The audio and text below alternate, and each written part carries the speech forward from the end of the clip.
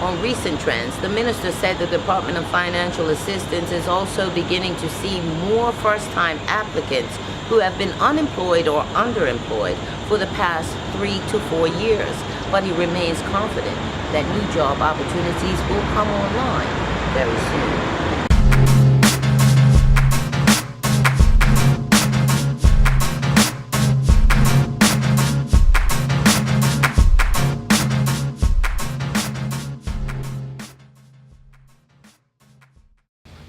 Well, we budgeted, 36 million was budgeted last year for support alone, with a total budget of 39 million. And of course, as you said, estimated that we would be 7 to 9 million over that. The actual numbers for last year came in at 45.37 million for a total of 48. So we were effectively $9 million over, and we put in that supplement. Our budget for this year is materially the same. I mean, it's slightly down by about $1 million, but the thought there is that although we anticipate more people coming onto financial assistance, we've made adjustments to some of the payouts. So as an example, rents, which tends to be the highest dollar amount of financial assistance, well, the market is softer, so rents as a whole are lower. So those adjustments have significant impact. So when you look at that difference plus the additional people that you believe will come on financial assistance, we think we've got a number that's fairly accurate. Explain that statement, the additional people you anticipate. That's in light of the current employment situation or unemployment. Talk to me about that. Well, I think one of the things that is a misconception is that the number of people on financial assistance is a direct correlation to the current job market. And it's a bit misleading from that perspective, because we've seen people come on financial assistance for the first time this year that have been out of work for 3 and 4 years in some instances, and have just now gotten to the end of their rope, and they've had to come on financial assistance. Keep in mind that of the total number of people on financial assistance, over 30% is seniors, over 60% is seniors and persons with disabilities, and our senior population is continuing to rise. So by definition, those numbers are going to continue to grow. What's the indicators in terms of employment? You represent a government that promised 2,000 jobs in 5 years. What's your take based on general discussion? I believe that we've laid the groundwork that's going to see jobs starting to pick up, and we've had 1 or 2 glimmers of hope where you've seen jobs being added. In all fairness, you've had a couple of instances of jobs being lost being reported. But what you've seen is an end to the rapid decline in jobs that we were seeing for a couple of years. So we've stabilized the bottom of that curve. We've put in policies that will lay the foundation for job growth. And from an economic perspective, stopping the slide is a critical piece, and for all intents and purposes it looks like that has happened. Now the anticipation is that you'll start to see that increase. Can you timeline it before the end of the year? It's going to be challenging. I think one of the immediate impacts is going to be large construction projects, of course. So, you know, there's a hotel development that we're working very hard on for the for the East End. There's a potential of another development in Hamilton, of course. The Greens, who have purchased the Hamilton Princess and the Old Sonesta, have put, you know, a lot of money into development that has helped. You're going to start to see some of the benefits of you know, even the run-up races for the America's Cup. If we're successful in getting the final race, I think that's going to see a significant upturn.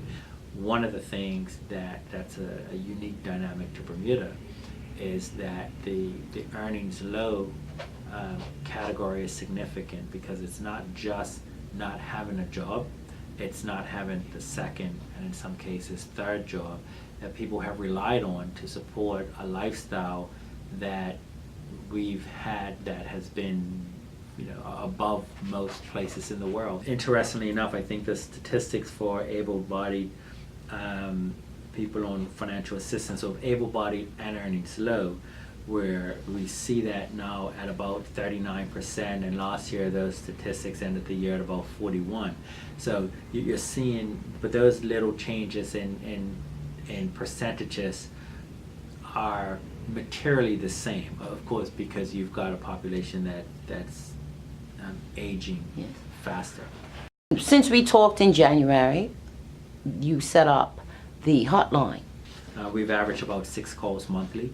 So since January, as an example, we've had 55 calls up to the end of last quarter. We keep the lines, right? 14 of those calls were just for information, where you didn't necessarily have to use that. So what you're talking about is 41 calls have been to report alleged misuse or abuse of financial assistance.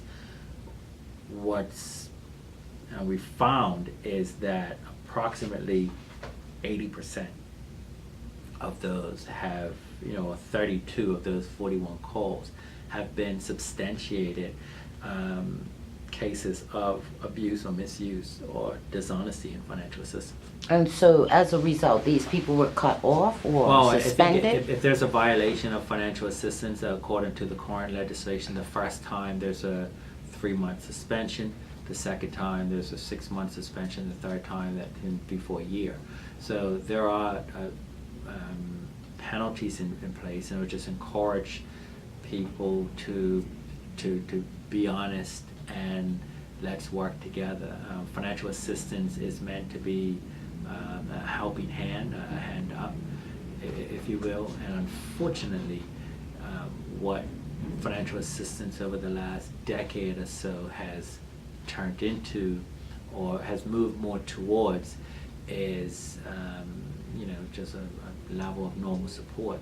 So during the last parliamentary session, or during the budget actually, I used a graph that showed the rise of financial assistance from 16 million to over 40 million, you know, from a decade or so ago. So what you're actually, and very specific things that caused that rise. So what that actually showed is that during strong economic times, financial assistance grew by 300%. And those are unsustainable numbers.